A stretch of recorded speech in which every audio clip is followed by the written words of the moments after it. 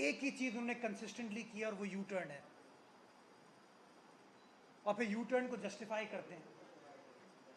अब नेचुरली जब ये अवाम दुश्मन पॉलिसीज बनाते हैं, अवाम का इस्तेहसाल करते हैं, तो पाकिस्तान की ऑपोजिशन जमातें, जमहूरियत पसंद, आइन दोस्त, अवाम दोस्त सियासी जमातें पार्लियामान में खड़े होकर इनकी हुकूमत की अवाम दुश्मन पॉलिसीज को तनकीद का निशाना बनाती हैं। तो उन्होंने क्या फैसला किया? इन्होंने कहा अवाम को अच्छी खबर तो नहीं सुना सकते, तो कैसे आप ऑपोजिशन की जबाबंदी करें? तो पाकिस्तान की तारीख में पहली बार आपको नजर आया कि सिटिंग गवर्नमेंट ने बजट के ऊपर एहतजाज किया है। 73 साल तारीख में 2002 से असेंबलियां रिस्टोर हुई पाकिस्तान में, ये चौथी असेंबली चल रही है। आपको इसकी मिसाल नहीं मिलेगी कि हुकूमती अराकीन, वुज़रा पार्लियामान के माहौल को ख़राब कर रहे हो, डेस्क बजा रहे हो। क्यों? क्योंकि वो सुन नहीं सकते थे कि ऑपोजिशन के अराकीन क्या बात करेंगे। क्यों? क्योंकि उनके पास उन सवालात का जवाब नहीं था। तो उन्होंने कहा ठीक है जी, पार्लियामान के माहौल को ख़राब करें। आपने देखा बिलावल भुट्टो जरदारी साहब ने बहैसियत पाकिस्तान की ऑपोजिशन जमातों के लीडर के floor of the national assembly जब बात की, तो अवाम के इश्यूज की बात की, इमरान खान साहब की वादा खिलाफियों की बात की, ये बताया कि खान साहब आपने अपना कोई वादा पूरा नहीं किया। एक ही चीज़ पिछले 3 सालों में बेहतर हुई है, जो कि आपके एक कागजात बताते हैं, इकोनॉमिक सर्वे ऑफ पाकिस्तान बताता है कि पिछले 1 साल में पाकिस्तान में गधों की आबादी में इजाफा हुआ है। ये हक़ाइक़ हैं जो कि आपके अपने दस्तावेज़ात शो करते हैं। तो अगर बिलावल भुट्टो जरदारी साहब ये कह रहे हैं तो गलत तो नहीं कह रहे। अगर बिलावल भुट्टो जरदारी साहब ये कह रहे हैं कि खान साहब आपने 1 करोड़ नौकरियां नहीं दी, 50 लाख घर नहीं दिए, आपने IMF जाने को तरजीह दी, खुदकुशी नहीं की, किसी अवामी इशू के ऊपर आपने कोई पॉलिसी नहीं बनाई, तो बिलावल साहब सही बात कर रहे हैं ना। अगर बिलावल साहब ये कह रहे हैं कि सिंध का वजीर आला सिंध की तर्जुमानी करेगा ना, वो सिंध के हुकूक की जंग लड़ेगा ना, तो वो कौन सी गलत बात कर रहे हैं। लेकिन इनको ये बात पसंद नहीं आ रही, और अब इन्होंने एक साजिश क्रिएट की है कि चूंकि इनको गूंगे लोग पसंद हैं, इनको उस्मान बोजदार पसंद है जो कि खामोश रहता है, महमूद खान साहब पसंद हैं जो कि खामोश रहते हैं, इनको मुराद अली शाह इसलिए पसंद नहीं है कि मुराद अली शाह साहब सिंध की आवाम की तर्जुमानी कर रहे हैं। और किन इशूज़ के ऊपर तर्जुमानी कर रहे हैं? इशू नंबर 1 कि अगर पाकिस्तान के सेंसस में 2017 को सिंध की आबादी को सही तरीके से रिपोर्ट नहीं किया जाता, तो बहैसियत आइनी सरबरा सिंध हुकूमत के, तो वज़ीर आला सिंध अपना पॉइंट ऑफ व्यू मुश्तरका मफादात काउंसिल के सामने रखेंगे ना। अफसोस हमें इस बात पर होता है कि मुत्तहदा कौमी मूवमेंट बड़ी बड़ी बातें करती थी सेंसस के हवाले से, GDA बड़ी बड़ी बातें करती थी सेंसस के हवाले से, लेकिन इन दोनों जमातों ने वफाकी हुकूमत का साथ दिया, इमरान खान साहब का साथ दिया, सूबा सिंध की आवाम का साथ नहीं दिया। क्यों?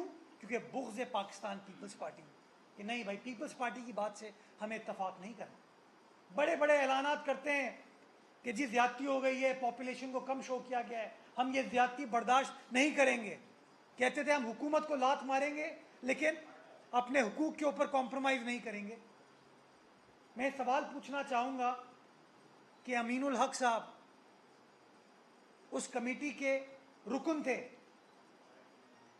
जिसने मुतनाज़ा सेंसस को अप्रूव किया, डॉक्टर फहमीदा मिर्ज़ा उस कमेटी की रुकन थी जिन्होंने उस मुतनाज़ा सेंसस को अप्रूव किया, अली जैदी साहब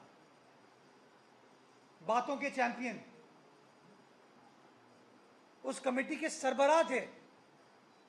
लेकिन नहीं, यहाँ पर आके मगरमच्छ के आंसू बहाते हैं, लेकिन जब काम करना होता है, तर्जुमानी करनी होती है, तो कॉम्प्रोमाइज़ कर जाते हैं। तो हाँ, वज़ीर आला सिंध ने सिंध का मुकदमा मुश्तरका मफादात काउंसिल में रखा और अपना आइनी हक इस्तेमाल करते हुए पार्लियामान को अपनी दरख्वास्त अरसाल की। दूसरी चीज़, ये मुत्तहदा कौमी मूवमेंट के लोग कहते हैं कि कराची पाकिस्तान की मईशत में 70% कंट्रीब्यूट करता है। तो कराची सिंध का दारुल खिलाफा है, तो सारा सिंध तो इससे ज़्यादा कंट्रीब्यूट करता है। लेकिन जब आप पीएसडीपी पर नज़र डालते हैं, पब्लिक सेक्टर डेवलपमेंट पोर्टफोलियो वफाकी हुकूमत का, तो उसके अंदर आपको खैबर पख्तूनख्वा, बलोचिस्तान, पंजाब की सूबाई हुकूमतों की स्कीमें नज़र आती हैं।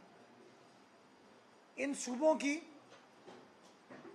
बहुत सारी आपको स्कीमें नज़र आती हैं, लेकिन वो सूबा जो पाकिस्तान की मईशत को चलाता है, उस सूबे की कोई स्कीम नज़र नहीं आती।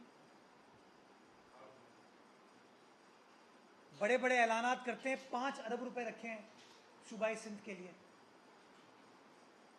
तो वज़ीर आला सिंध अगर एनईसी के इजलास में कहता है कि सर मैं बड़ा खुश हूँ वज़ीर आज़म साहब कि पंजाब में आप काम करना चाह रहे हैं, खैबर पख्तूनख्वा में काम करना चाह रहे हैं, बलोचिस्तान में काम करना चाह रहे हैं, तो मेरे सिंध ने क्या कसूर किया है? तो अगर वज़ीर आला सिंध ये बात करता है तो उनको नागवार गुजरती है। वो कहते हैं यार किसी ना किसी तरीके से इसकी ज़बाबंदी करो, इसका मुंह बंद कर दो, क्योंकि वो इनकी लाइन को टो नहीं कर रहा। और लाइन को क्यों टो नहीं कर रहा? क्योंकि आप हमारे आईनी हुकूक हमें नहीं दे रहे। हम खुश होंगे कि जिस तरह पाकिस्तान का आइन आर्टिकल 156 में कहता है कि जो पब्लिक सेक्टर डेवलपमेंट है वो रैशनल तरीके से, फेयर तरीके से, इक्विटेबल तरीके से डिस्ट्रीब्यूट की जाएगी। तो ये तो नहीं हो सकता कि सूबाई सिंध को आप इग्नोर करें और बाकी सूबों को तरजीह दें। हम तो कहेंगे जिस तरह आप बाकी सूबों को तरजीह दे रहे हैं, उसी तरीके से हमारे सूबे को तरजीह दें। तो अगर चूँकि पढ़ा लिखा वज़ीर आला है, पढ़ा लिखा चेयरमैन है पीपल्स पार्टी का, वो इन तमाम चीज़ों को डॉक्यूमेंट करके एक कौमी असम्बली में बात करता है और एक ख़त लिखता है वफाकी हुकूमत को, अपना डिसेंट देता है, तो आपको नागवार गुजरती है वो बात। और चूँकि आप जो सवालात उठाए जा रहे हैं उन सवालात का आप जवाब नहीं दे पाते, तो आप इल्ज़ामात पर आ जाते हैं। तो आज फवाद चौधरी साहब की मैं बात सुन रहा था, उन्होंने कहा जी हमने फैसला किया है कि हम जो पैसे सिंध को देते हैं उसको ऑडिट करेंगे। कोई एहसान करते हो भाई तुम पैसा दे के सिंध को, या आप कोई एहसान कर रहे हैं आप सूबाई सिंध को पैसा दे के? आपके वालिद साहब के पैसे हैं ये। आईने पाकिस्तान आर्टिकल 160 में एनएफसी की मद में हर सूबे को उसके पैसे देता है। तो तहरीक इंसाफ कोई एहसान थोड़ी कर रही है सिंध हुकूमत के ऊपर, ये हमारा आईनी हक है। फिर कहते हैं कि हम पैसों का ऑडिट करेंगे। इन कम अक्लों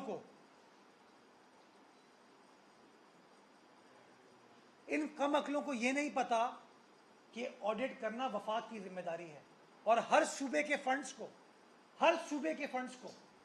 auditor general of Pakistan audit करता है। Auditor general of Pakistan Sindh हुकूमत के मातहत काम नहीं करता, पीपल्स पार्टी के मातहत काम नहीं करता, वो वफाकी नुमाइंदा है, वफाक के मातहत काम कर रहा है। हर साल हर सूबाई हुकूमत के फंड्स को ऑडिट किया जाता है। अब इनको पता ही नहीं है, लेकिन बस बयानबाजी करनी है, बातें करनी है। मौसूफ कहते हैं कि आर्टिकल 140A का निफाज होना चाहिए सूबाई सिंध में। ये पाकिस्तान का पहला वफाकी वजीर है जिसका फोकस एक सूबे पर है बस। क्या आर्टिकल 140A सिर्फ सूबाई सिंध के लिए है, पंजाब के लिए नहीं है? खैबर पख्तूनख्वा के लिए नहीं है, इस्लामाबाद के लिए नहीं है। आप हमको ताना मारते हो कि हमने एम्पावर्ड लोकल गवर्नमेंट नहीं रखी। मैं आपसे सवाल पूछना चाहूंगा फवाद चौधरी साहब, क्या आपके बोजदार ने लोकल गवर्नमेंट निज़ाम को रखा या ख़त्म कर दिया? आपके महमूद खान ने लोकल गवर्नमेंट के निज़ाम को रखा या ख़त्म कर दिया? आपके इमरान खान ने इस्लामाबाद में लोकल गवर्नमेंट के निज़ाम को रखा या ख़त्म कर दिया? आप हमें कह रहे हैं कि हमारा निज़ाम एम्पावर्ड नहीं है। हमने निज़ाम को चलने तो दिया, हमने वसाइल प्रोवाइड किए। अब वो मुत्तहिदा कौमी मूवमेंट का मेयर ना माने, उस पर हमारे एतराज़ात हो सकते, तनकीद हो सकती है, हम बातचीत कर सकते हैं, लेकिन इस बात का तो आप एतराफ़ करें कि अगर मकामी हुकूमतों का निज़ाम पूरे पाकिस्तान में कहीं चला तो वो पाकिस्तान पीपल्स पार्टी की सिंध हुकूमत के तहत सूबा सिंध में चला। हमने इस बात पे एतराज़ नहीं किया कि कराची का जो बल्दियाती निज़ाम है वो मुत्तहिदा कौमी मूवमेंट के हवाले है। आपने एतराज़ किया कि लाहौर का बल्दियाती निज़ाम नून लीग के पास है। आपने एतराज़ किया कि इस्लामाबाद का बल्दियाती निज़ाम नून लीग के पास है, तो आपने उस निज़ाम को चलता कर दिया। बात करते हैं 140A की। मैं सवाल पूछना चाहूँगा 140A की। आज कराची सरापा एहतजाज है। ये जो बिल्डिंग है गिरने का फैसला सुप्रीम कोर्ट कर रही है, इन बिल्डिंग्स को कमर्शलाइज करने का फैसला किस जमाने में हुआ था? ये जो सड़कों को कमर्शलाइज किया गया था कराची शहर में, ये 2003 में किया गया, और उस जमाने में एक बड़ी एम्पावर्ड लोकल गवर्नमेंट थी। नेमतुल्लाह साहब कराची के सिटी नाजिम थे, अल्लाह बख्शे उनको। दूसरी बार कमर्शलाइजेशन 2006-2007 में हुई, जब मुस्तफ़ा कमाल साहब कराची के सिटी नाजिम थे, उन्होंने फैसला किया।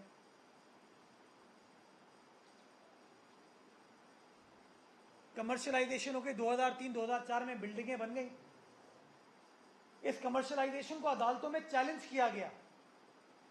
एक बड़ी मशहूर NGO है कराची की, शहरी के नाम से, वो अदालत से रुजू करती है कि ये कमर्शलाइजेशन की पॉलिसी गलत है, तो अदालत कहती है नहीं, ये पॉलिसी ठीक है, और कमर्शलाइजेशन की पॉलिसी को इंडोर्स कर दिया जाता है। आप, मैं, सड़क पर चलने वाला आदमी और लोग उस पॉलिसी के तहत जो बिल्डिंग्स बनती हैं, कोई अपार्टमेंट खरीदता है, कोई दुकान खरीदता है, आज 2019, 2020, 2021 में फैसला किया जाता है कि नहीं, वो गलत हुई है। और मुझे हैरत है कि वो लोग जो कराची शहर से 14 सीटें लेके बैठे हैं, जिनके लीडर ने अपने घर को रेगुलराइज कराया है, वो सियासी जमात खामोश बैठी है। फवाद चौधरी साहब कहते हैं कि मुराद अली शाह साहब भाग गए, या मुराद अली शाह साहब के अंदर अगर थोड़ा सा एहसास होता तो उनको इस्तीफ़ा दे देना चाहिए था। फवाद चौधरी साहब वकील हैं पेशे से, तो ये बात शायद वो समझने की कोशिश करें तो समझ सकते हैं वो, कि जजेस don't speak by their words, they speak through their judgments. तो वो जो टीवी पे टिकर्स चले, वो तो किसी अदालती फैसले में लिखे हुए नज़र नहीं आए, लेकिन हाँ, वो जो अदालती फैसला है, जो मैंने भी पढ़ा, आपने भी पढ़ा, उस फैसले के अंदर लिखा हुआ है कि रेलवे की ज़मीनों को बेचने का मंसूबा बनाया जा रहा है, जिसकी मीटिंग गवर्नर हाउस में हो रही है। वो गवर्नर हाउस जो कि इमरान खान साहब को इख्तदार में आके गिरा देना था, उसकी दीवारों को ख़त्म करके पब्लिक के लिए खोल देना था। 50 लाख घरों का तो काम नहीं कर पाए, लेकिन एक अपने गवर्नर को घर दे दिया हमने। हाँ, एक घर बनाया है उन्होंने। अदालती फैसले में लिखा हुआ है ये कि रेलवे की जमीनों को बेचने का, प्राइवेटाइज करने का मंसूबा बनाया जा रहा है। कहां बनाया जा रहा है? गवर्नर हाउस में बनाया जा रहा है। इसके ऊपर कोई नोटिस लेना वजीर आजम। वही अदालती फैसला फवाद चौधरी साहब के कॉलीग आजम स्वाति साहब के बारे में, वफाकी वजीर रेलवे के बारे में जो बातें करता है,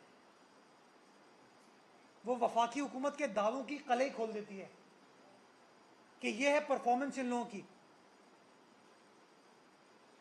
वो हुकूमत जो अपने आप को कहती है ना एहसास, एहसास, उनके एहसास का ये आलम है। और मुअज़्ज़ज़ अदालत ने इस बात को नोट किया है अपने फैसले में कि उनके एहसास का आलम यह है कि वजीर मौसूफ ये कहते हैं कि अगर मेरे जाने से कोई जिंदा बच जाए तो मैं इस्तीफा दे देता हूं। आपको याद होगा इमरान खान साहब ने 2017 में जब लोधरा का वाकया हुआ था तो उस वक्त के वफाकी वजीर रेलवे के लिए कहा था इसको मुस्ताफी हो जाना चाहिए, लेकिन नहीं, दो नहीं एक पाकिस्तान का दावा करने वाले एक नहीं दो पाकिस्तान क्रिएट करके बैठे हैं। एक पाकिस्तान वो जो कि एक आम आदमी के लिए है, गरीब आदमी के लिए है, मिस्कीन के लिए है, और दूसरा पाकिस्तान वो जो इनकी एटीएम्स के लिए है, इनके इमरान खान साहब के लिए है। ये लोग कहते हैं, वो ख्वाजा आसिफ साहब की लाइन है ना, कुछ शर्म होती है कोई हया होती है। ये लोग माजी की हुकूमतों के ऊपर तानाकसी करते हैं। इस वक्त पाकिस्तान का टोटल डेट पिछले 3 सालों में 13 खरब रुपए इजाफा हुआ है, उसमें 13 ट्रिलियन रुपीस, 13 खरब रुपए। ये डॉक्यूमेंटेड बातें आप चेक कर सकते हैं। अगर मई तक का मैं आपको एग्जैक्ट फिगर दूं तो 12.4 ट्रिलियन रुपीस है। मैं आपको नंबर बता रहा हूं। सर्कुलर डेट पाकिस्तान का जब ये लोग आए थे तो 1100 खरब रुपए था, 1.1 ट्रिलियन। इस वक्त वो बढ़कर 2600 खरब, 2.6 ट्रिलियन हो चुका है। 2600 अरब, आई एम सॉरी, 2.6 खरब रुपए हो चुका है। और ये कहते हैं कि हम अच्छे हैं दूसरे बुरे हैं, पर ताना करते हैं।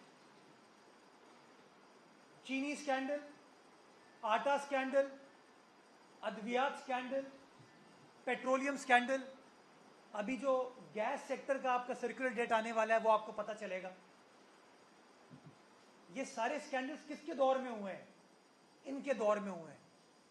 ये ट्रांसपेरेंसी की बात करते हैं, अकाउंटेबिलिटी की बात करते हैं। कोई एक शख्स मुझे आप बताएंगे कि चीनी स्कैंडल में जिसके खिलाफ कार्रवाई हुई हो? कोई एक शख्स बताएंगे आप?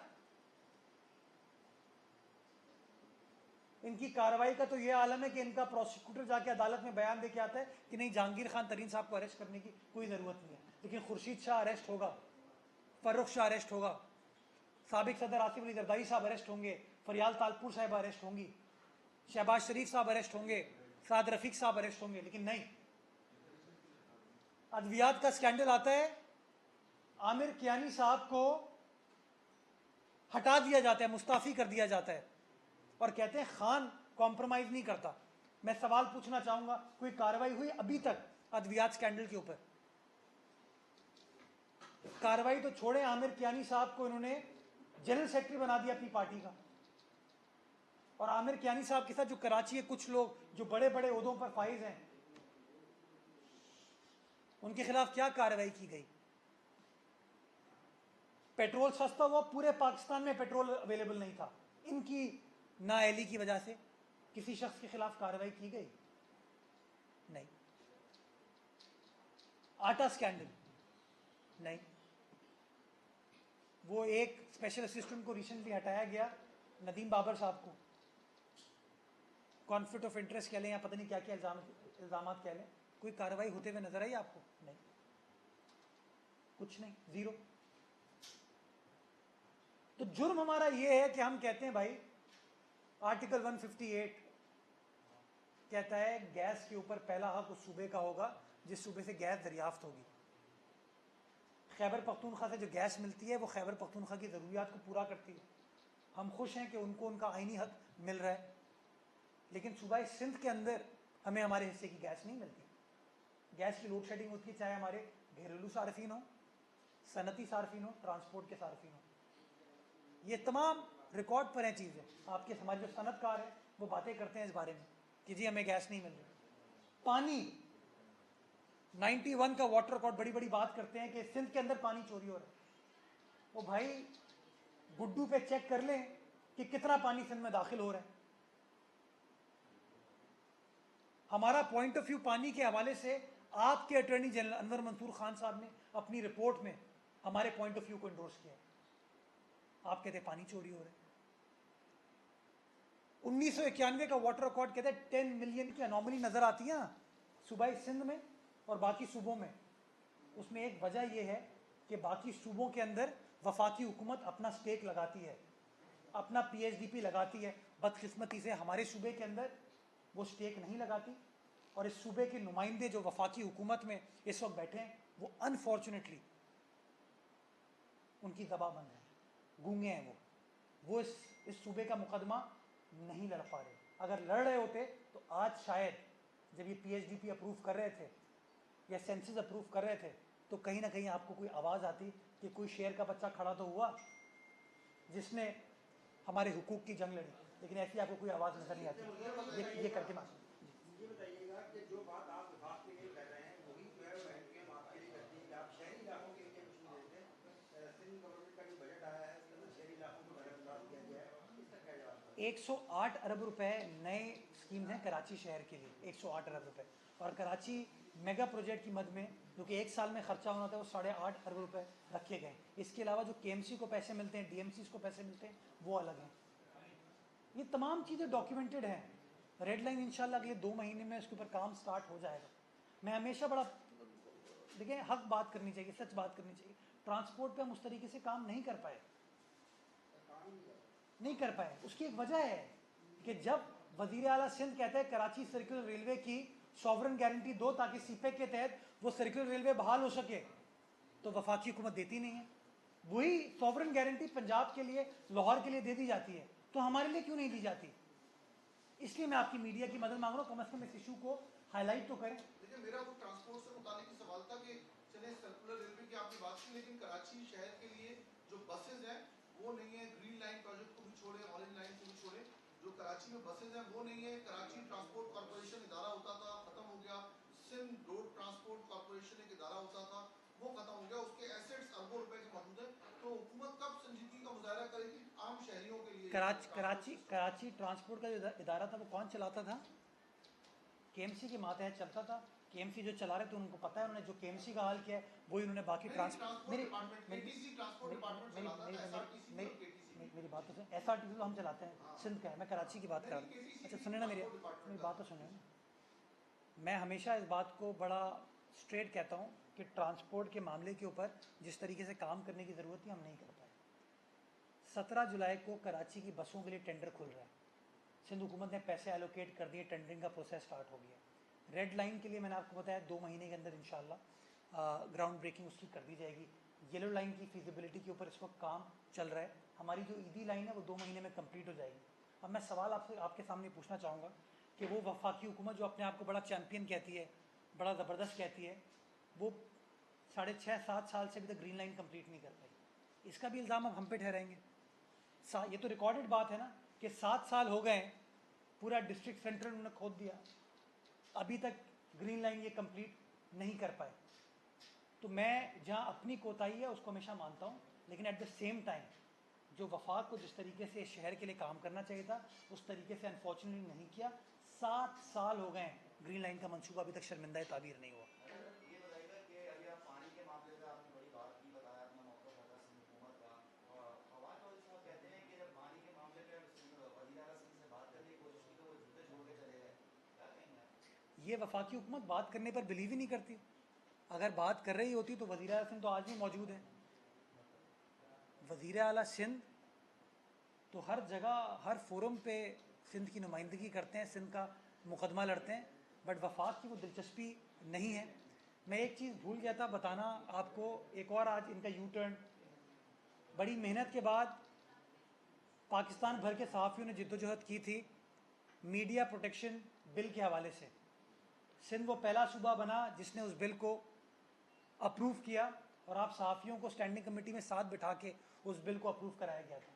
जब वो बिल सिंध असेंबली से पास होने के बाद गवर्नर साहब के पास गया तो गवर्नर साहब ने उस बिल को रद्द कर दिया है, और रद्द करने के बाद वापस असेंबली को भेज दिए।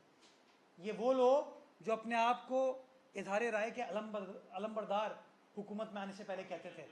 जी, ऑब्जेक्शन जो ऑब्जेक्शन होते हैं, बस objection for the sake of objection, हम फिर पास करके देंगे वो। लेकिन मैं आपको ये बताना चाह रहा हूँ कि वो लोग जो आपको बड़ी बड़ी, और मुझे हैरत हो रही थी आज फवाद चौधरी साहब कराची प्रेस क्लब आए हुए थे और ये सारी बातें वो प्रेस क्लब में सहाफ़ियों के सामने कर रहे थे लेकिन उनका अपना किरदार, उनके अपने गवर्नर का किरदार ये है कि जब सिंध सहाफ़ियों को, मीडिया प्रैक्टिशनर्स को प्रोटेक्ट करने के लिए कानून साजी करती है, जो कि आपका एक देरीना मुतालबा था, तो वो इजहार राय के अलमबरदार उसको रिजेक्ट कर देते हैं, उसको अप्रूव नहीं करते।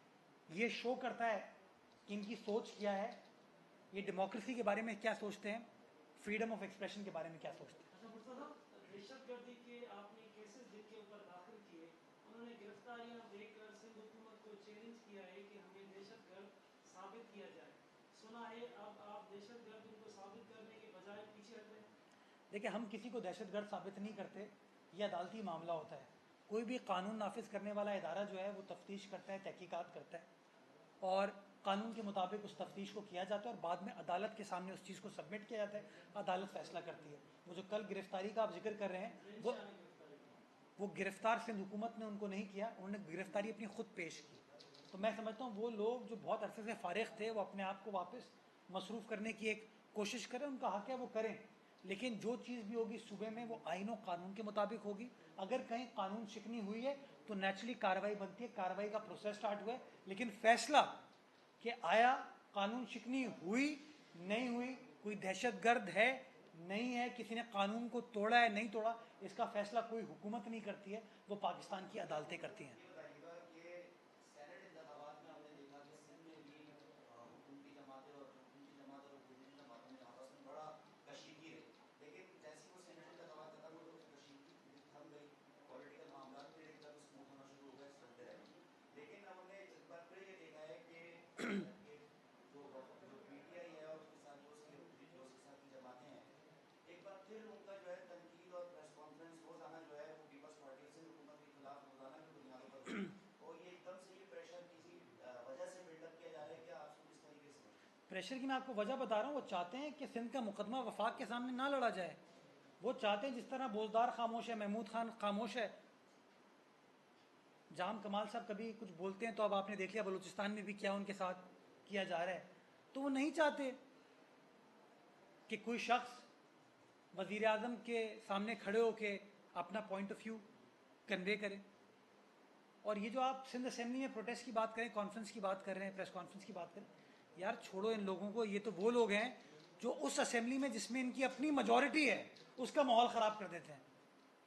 आपको दुनिया में इसकी मिसाल नहीं मिलेगी कि ऑपोजिशन तो चाहे कि असेंबली ना चले। आप तैयार हैं, कोई इसकी सजा भी मिल सकती है आपको ज़्यादा बोलने? माजी में इतनी सज़ाएं मिली हैं, काटी हैं, भुगती हैं, देखा है, लेकिन अपने हुकूक से दस्तबरदार नहीं हुए और इंशाल्लाह नहीं होंगे। जो हमारे आईनी हुकूक हैं उनके ऊपर खड़े रहेंगे और इंशाल्लाह उनका दिफा करना हम लोग जानते हैं।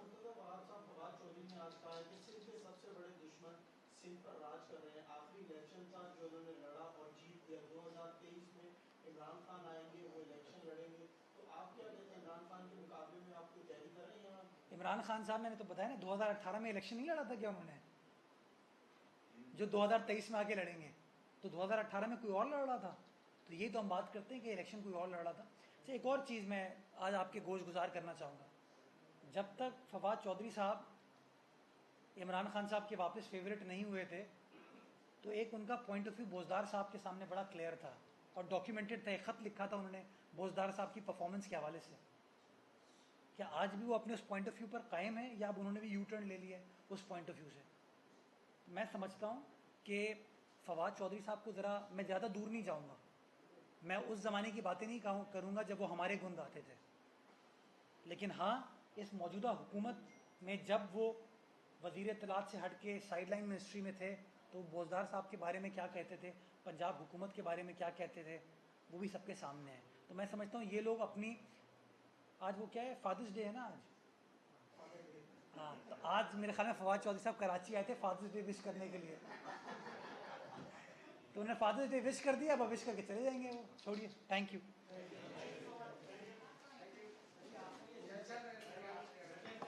हाँ